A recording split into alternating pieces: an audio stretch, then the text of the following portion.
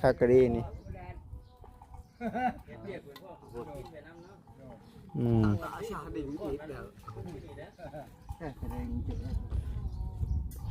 อ่ะซอ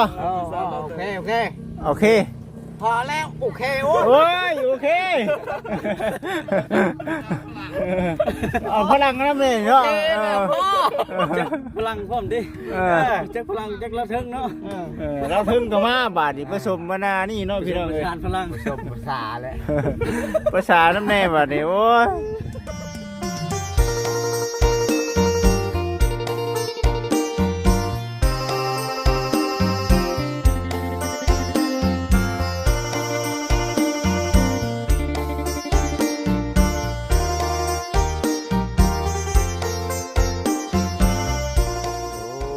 โดยกับทักทายสบายดี FC คือเก่าอีกเส้นเคยมื้อนี้วันนี้เด้อพ่อแม่พี่น้อง FC อยู่ที่เพื่อนของทางพ่อเฒ่าอาจอยคือเก่าน้องสายพลเนาะตอนนี้ปัจจุบันนี้กำลังก่อแอวเทคานที่ไปน้ำแน่แล้วพี่น้องเอ้ยมัดลวดไปน้ำเนาะโอ้แข็งนะบ่นี่แข็งนะบ่กำลังบ่โอ้กำลังเนาะยังมาทันแข็งยังมาทันแข็งปันใดบอกก่อนนะหาบอลตีก่อนนะนี่เนาะหาบอลตีก่อนงามพูดได้นี่เนาะคากรีนี่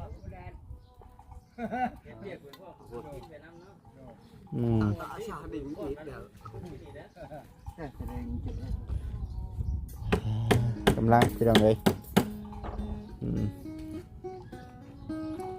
พูนทางไหนใส่อะไรทางไหนเนาะพ่อเลยไม่ยังคือเหลืองนี่ไม่ไม่ย่อได้เนาะเห็นบ่คือไม่ย่อได้นี่ถึงน้ำเหลืองเลยว่าหรือว่าเป็นน้ำปูนบ่เป็นน้ำปูนบ่เป็นน้ำไหม้เนาะคือไม่ย่อนี่สีเหลืองแบบนี้ได้พี่น้องFCเนาะยันแมนอยู่เป็นน้ำไหม้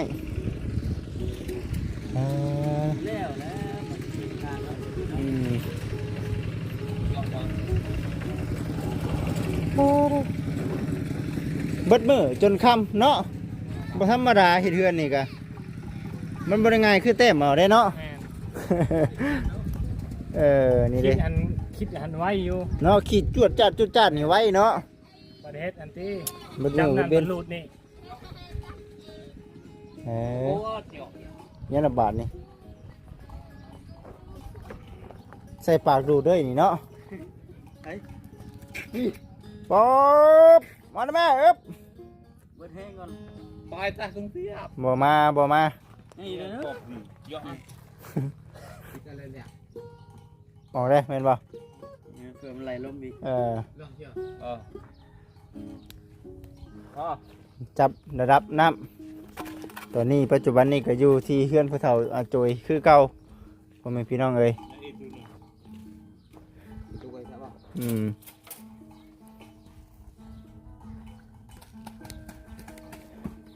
กำลังมาสั่นยังจับระดับอยู่แปะดังตัวหนังถึงเด้อ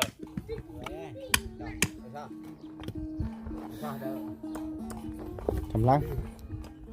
ตัวนี้กับนี่ดิFCกำลังผสมปูนอยู่ประชันกำลังผสมปูนให้มันถึงน้ำเปียกแล้วก็ฮอดเวลาเทจังเทประชันนะน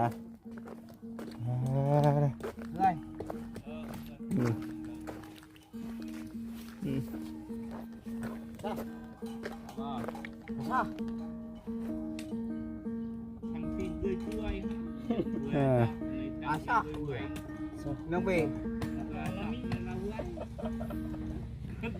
แม่ว่าจังไดเอาขึ้นนี่ขึ้นอาโซ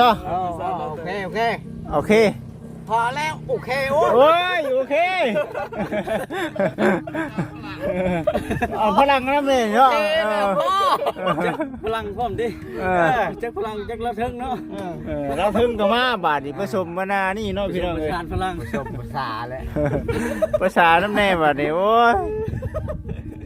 ภาษาบ้านตัวเองบ่เข้าใจได้นี่ติ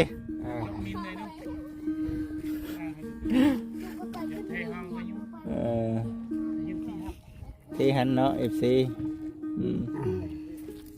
จับตัวกลางบัดนี้เนาะขึ้นอาชาซา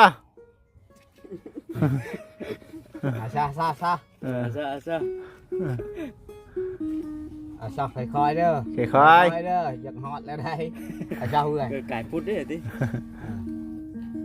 ขึ้นอีกซอบี้ขึ้นอีก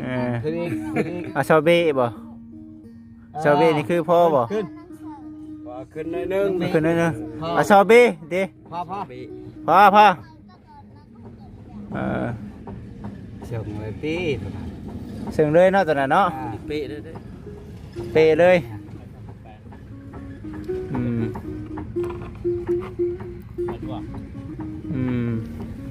เอานี่แหละพี่น้องเอ้ย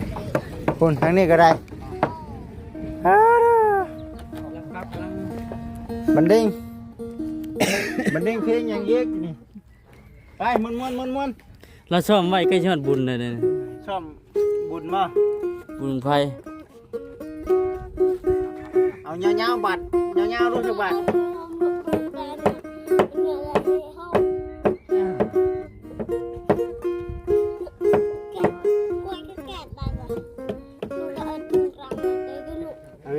อันเป็นเรื่องนี้นะมันคืออันเป็นบางไฟขึ้นบางอันนะ ไม่ได้จ้ะ อันบางไฟลงไปเลย ไม่ลงหรอ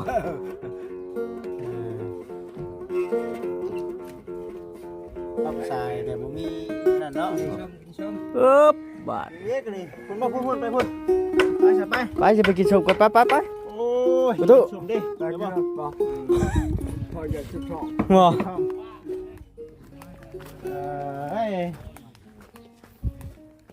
มันอยู่สิมีแต่ได้กินแท้นี่เนาะคลิปนั้นก็กินคลิปนี้ก็กินเลยนี่จมแหวนรถอยู่อย่างเอาไปกินมันมุงคันม่วงคันเป็นม่วงวานนี่เพื่อนอะไรหมดแล้วม่วงยังไรเพื่อนม่วงจะเคยกินมาใหม่ยังน้อยม่วงวานนี่น่ะใบอะใบกระท่อนเห็นไหมใบกระท่อนมากินกับม่วงเคยกินป่ะจะเคยกินป่ะใบกระท่อนข้าวตั้มแล้วก็ข้าวต้มเลยตำแล้วก็ต้มแล้วก็มากินกับม่วงมันมันกระท่อมบ่ม่วงต้องบ่มันกระท่อมไหนม่วงบ่ม่วงต้องบ่ใบกระท่อนหมากกระท่อนเห็นแต่ใบกุ๊กต้องนะต้มแล้วก็ต้มมาเจียวชดเรื่องเลยชดก่อนใช่ป่ะมาดิใส่เกลือน้ำแบบนี้ใช่ป่ะเนี่ยเข้าไปดิเนาะต้องผ่าล่างน้ำเกลือมันเหี่ยวป่ะลูกเนี่ยคันแป้หวานเนี่ยเอานั่นแหละพี่น้องเอ้ยถือว่ากำลังเฮ็ดอยู่ตอนนี้ก็ได้เนาะกาทั้งแต่พ่อเพิ่นเนาะหลังจากว่าดินเพลงมวนแล้วกะเห็นยังบัดนี้ติ๊บเข้าก็เป็นอีกนี่เนาะติ๊บเข้าก็เป็นห้องเพลงก็ได้ว่ะห้องเพลงก็ได้บ่ห้องเพลงนี่บ่เชื่อดอกก็เป็นจะต้องห้องเพลงให้เบิ่งเนาะเป็นอยู่นี่ก็นี่แหละหาเขาหาหนักบ่หันลูกเอ้ยพาลูกกินบ่หันติ๊บนี่แหละเพราะแล้วก็ค่าตาเฮาเห็นทุ่งนี่เฮาเห็นหยังก็บ่งไว้เนาะโดยแล้ไอ้ฮู้แหละพอได้อยู่ตะกี้ยากลูกยากเต้าได้เนาะตะกี้ก็เนาะโอ้ยเบิดเท่านั้นแหละบัดนี้เนาะผู้ใหญ่เพิ่นช่วยได้พี่น้องเอ้ยทุกการแม่นแบบนี้คือเฮาช่วยเหลือตัวเองได้แล้วบัดนี้โดยช่วยได้เลยอันนี้เฮินผ่ากระตุนี่ผ่าอัดนี่นะผ่าอัดเนาะผ่ากระตุแล้วพอสิประจันปูเนาะ ฮ่าเด้อเอากำลังจับระดับน้ำตอนนี้ก็กำลังตกกำลังแต่งอยู่แล้วก็สีขอดเด็กใส่แล้วก็สีเทคาน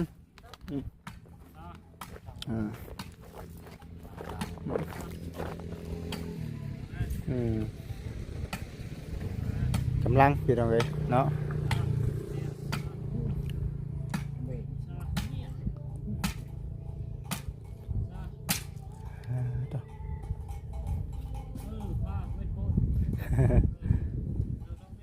ต่อไฟมาจากเฮือนแล้วนี่เนาะขมุ้ยไฟฟ้าเฮ็ดบ่ได้เนาะมันอยากยากเลยเนาะทั้งตัดเด็กแน่ตัดไม้ตัดตอกเฮือนดิฉันก็อยากลำบากแน่ว่าซั่น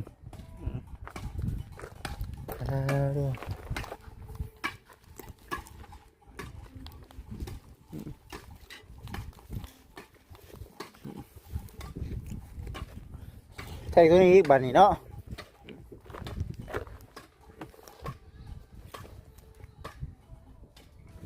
จัดขึ้นไปพี่น้องเลย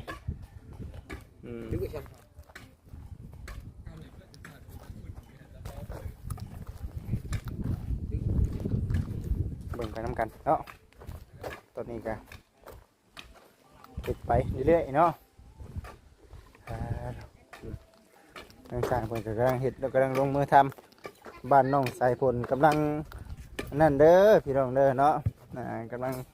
ติดกำลังก่อ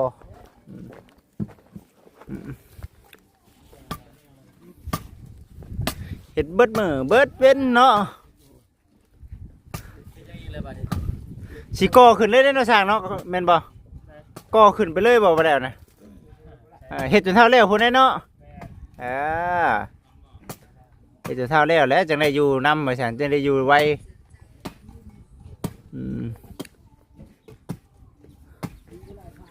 อันนี้ก็นางเบิ่งสร้างเพิ่นเฮ็ดเวียกเนาะยัง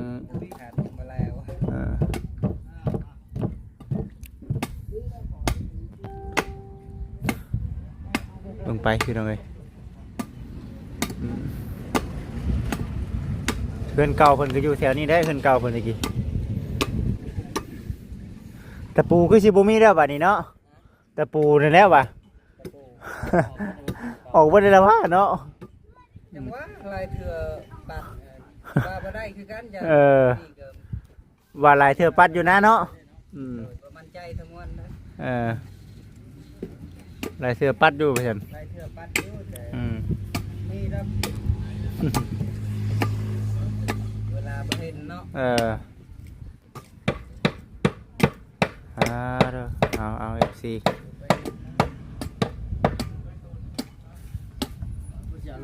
เพื่อจะรถเข้ามาบ่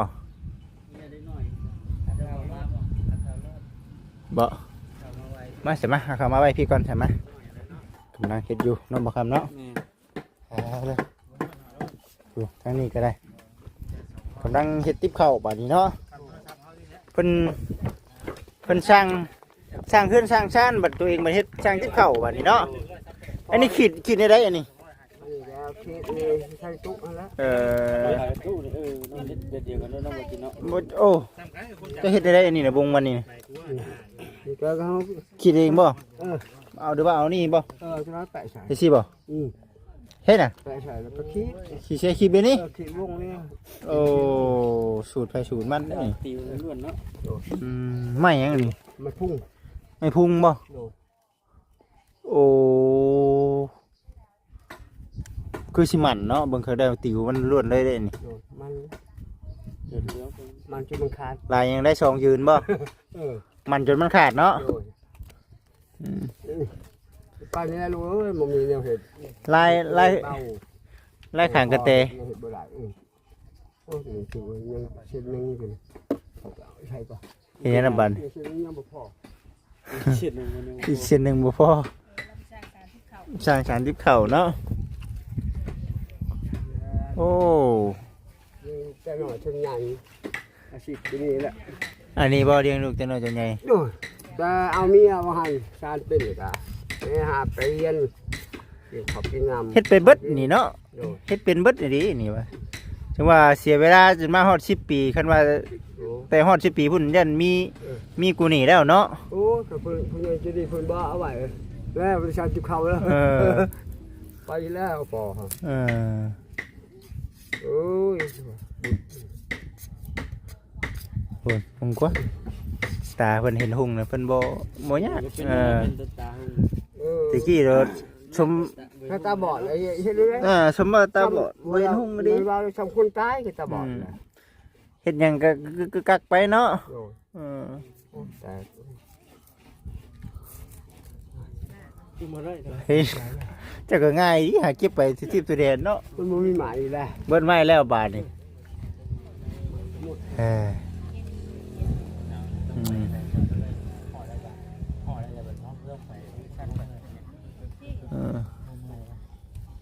เออเบิ่งไปน้ำกันพ่อแม่พี่น้องไอ้ตัวนี้ก็อยู่ที่เฮือน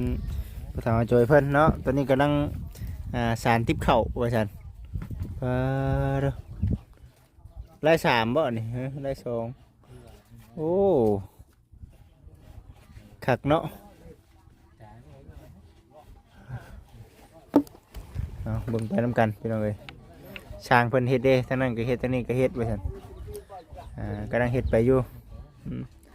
นี่ทั้งภาษาจอยก็เด้มันก็มีอยู่ตอก ลืมอยู่ทุก ตอกก็มีนี่ตัวนี้เอาไป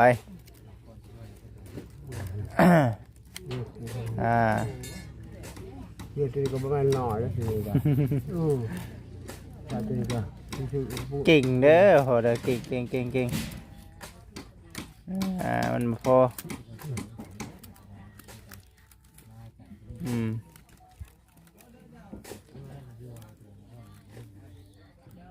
เบิ่งไป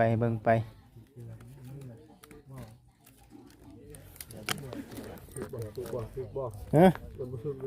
โอ้คงเต็งถามไผเนาะว่าจะเป็นช่างเองเนาะเจ้าว่าถึกก็ถึกแล้วเนาะเอาเนาะเบิ่งก่อนสับไปเบิ่งช่างเพิ่นเฮ็ดก่อนเบิ่งช่างเพิ่นไปเฮ็ดเวียกก่อนเนาะคือว่าหั่นแล้วพี่น้องเอ้ยเนาะยังเบิดปูนนั่นก็พักผ่อนได้นี่เนาะบุกต่อบ่ช่างกับบ้านนะบ้านเนาะช่างกับบ้านเอง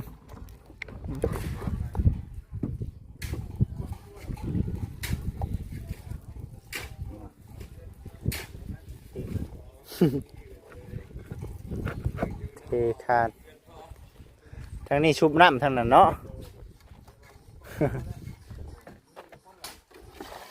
ชุบน้ำอยู่เพื่อน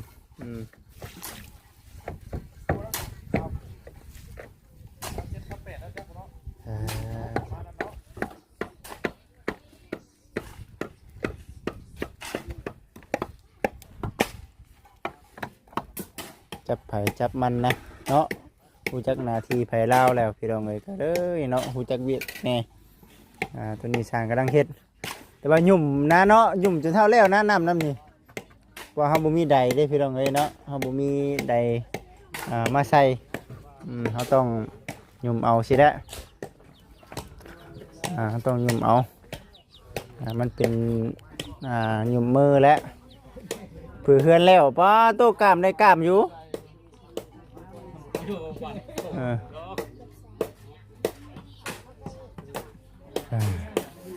เอาโอเคสันพอแม่พี่น้องเอ้ยสร้างไม่ใช่เด่นก็จะได้ขอตัวจบคลิปก่อนคลิปต่อไปจังว่ากันอีกเทื่อเนาะ